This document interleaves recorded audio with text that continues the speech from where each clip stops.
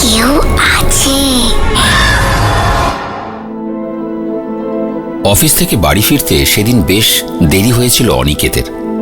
একেবারে শেষ মুহূর্তে বেশ কিছু কাজ এসে পড়ায় অফিস থেকে তার বেরোতে বেরোতেই রাত প্রায় 10টা বাজল। তারপর একটা বাসে করে শিয়ালদা স্টেশন এবং সেখান থেকে রাত 10:45 লোকাল ট্রেনে উঠে বসল অনিকেত। ফাঁকা ট্রেন, ছড়িয়ে ছিটিয়ে ট্রেনের যাত্রীরা বসে আছে। দমদম স্টেশন পেরোতেই ট্রেনটা আরো ফাঁকা হয়ে গেল। আর তখনই অনিকেত কাশির শব্দ শুনে তার উল্টো দিকে বসা লোকটির দিকে তাকাল।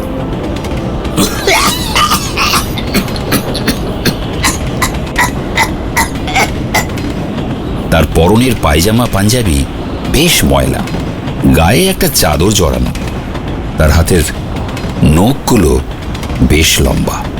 অনিকেত হঠাৎ লক্ষ্য করল লোকটি একদৃষ্টে তার দিকেই তাকিয়ে আছে। অনিকেত মনে মনে ভাবল, লোকটা কি আমায় কিছু বলতে চায়? এইভাবে কেউ একভাবে তাকিয়ে থাকলে খুব অস্বস্তি লাগে। তাই অনিকেত ভদ্রলোকের উদ্দেশ্যে বলেই ফেলল, বলছিলাম, আমায় কিছু বলবেন? এবার তিনি তার সিট থেকে একটু এগিয়ে ঝুঁকে বললেন, একটা কথা ছিল। অনিকেত বলল, হ্যাঁ বলুন না। ভদ্রলোক এবার সোজাসুজি অনিকেতের চোখের দিকে তাকালেন। আর সেই লোকটির চোখে চোখ পড়তেই কিছুতেই অনিকেত তার চোখ সরাতে পারল না। অদ্ভুত একটা ঘড়ঘড়ে গলায় সেই ভদ্রলোক বলে চললেন,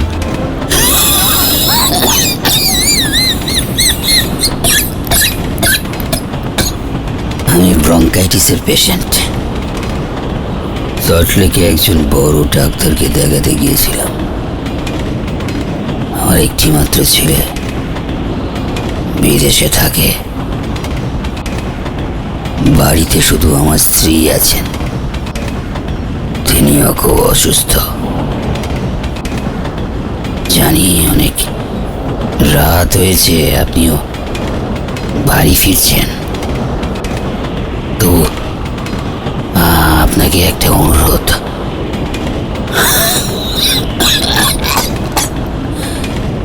এর পরের স্টেশন রাজচন্দ্রপুর, সেখানেই আমি নামবো। দেখতে পাচ্ছেন তো আমার শরীরের এই অবস্থা।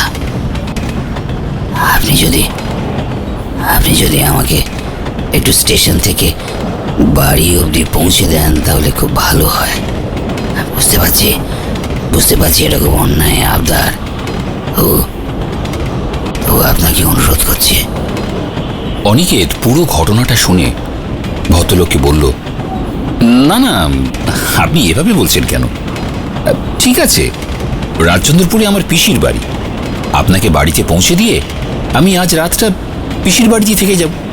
শুধু আমার বাড়িতে আর পিসির বাড়িতে ফোন করে জানিয়ে দিলেই আর কোনো সমস্যা হবে না। ভদ্রলোক বললেন, আপনার এই উপকার আমি কোনোদিনও বলবো না। ট্রেন তখন রাজচন্দ্রপুর স্টেশনে ঢুকছে। অনিকেত ভদ্রলোককে ধরে ধরে ট্রেন থেকে নামালো। প্ল্যাটফর্মে তারা দুজন ছাড়া আর কেউ নেই, চারদিক শুনশান। অনিকেত তার বাড়িতে আর তার পিসির বাড়িতে ফোন করে সব কথা জানিয়ে দিল। স্টেশনের বাইরে এসে অনিকেত ভাবছিল, এত রাতে কিভাবে সে এই অসুস্থ ভদ্রলোককে বাড়িতে পৌঁছে দেবে। ঘড়ির দিকে তাকিয়ে দেখল ঘড়ির কাঁটা দুটো ঠিক রাত 12টার ঘর ছুঁয়ে আছে। ওদিকে ভদ্রলোকের প্রচন্ড কাশি শুরু হয়েছে।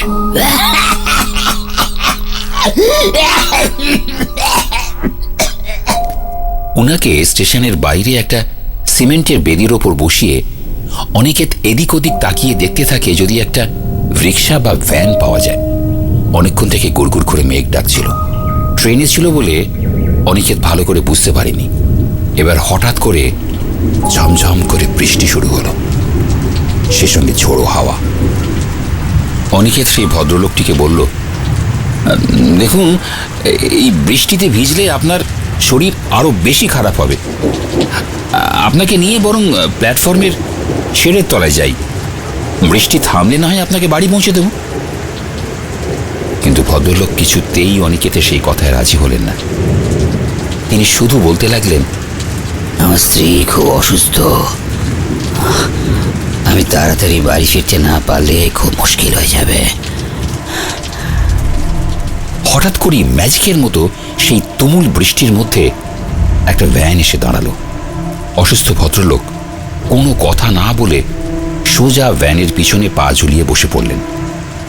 মনে হলো ভ্যান চালক ভদ্রলোকটিকে চেনে। সেই অসুস্থ ভদ্রলোককে ধরে ভ্যানের মাঝখানে তুলে দিয়ে তাকে শক্ত করে ধরে তার পাশে উঠে বসলো অনিকেত। ভ্যান চলতে শুরু করলো। কিছু দূর যাওয়ার পর একটা ঝাঁকুনি দিয়ে ভ্যানটা থেমে গেল। বড় একটা গর্তে পড়ে ভ্যানের সামনের চাকাটা বসে গেছে। ভ্যান চালক কিছুতেই সেই চাকাটা গর্ত থেকে তুলতে পারছে না।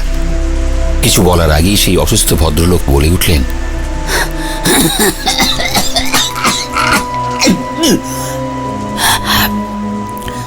সামনের বাঁদিকের গলিতে একেবারে শেষের বাড়িটাই আমার, আমি এখানেই আছি। আপনি শুধু আমার স্ত্রীকে গিয়ে একটু বলে আসুন যে আমি পৌঁছে গেছি। আমি পৌঁছে গেছি। ও নিশ্চয়ই খুব খুব চিন্তা করছে আমার জন্য। একে ওর শরীরটা ভালো নেই। আপনি আপনি আপনি একটু দয়া করুন। আপনি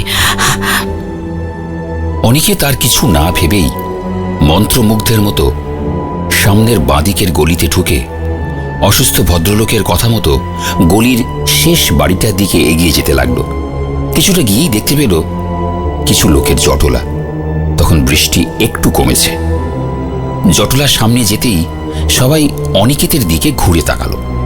তাদের সব কথা বলতেই অবাক হয়ে সবাই অনিকেতের দিকে তাকিয়ে থাকলো। আর অনিকেত তাদের কাছ থেকে যেটা জানলো সেটা বিশ্বাস করতে না চাইলেও নিজের চোখকে সে কি করে অস্বীকার করবে।